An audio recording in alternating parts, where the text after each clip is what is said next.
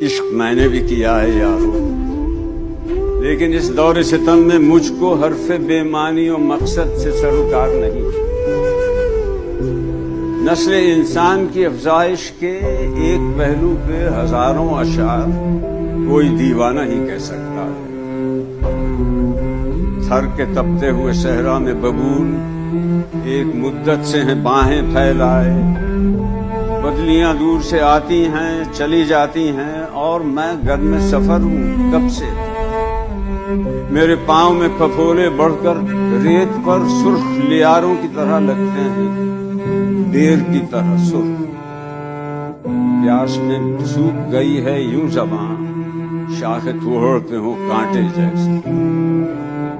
हाँ, कई साल हुए मैंने पाया था उसे चश्मे शीरी की तरह। उसकी नैनों में हिरासा थे हिरन और बाहों से घटा सावन की मूसलाधार बरसने के लिए उठी।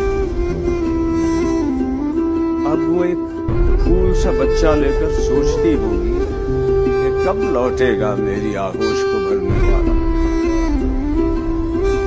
उसको जाना है बहुत दूर, बहुत दूर, अभी दूर है, दूर बहुत कारों झर, जिस पे मोरों के दिए जब चमकते हैं सरे शाम, यूं लगता है राम वनवास में लौटा है।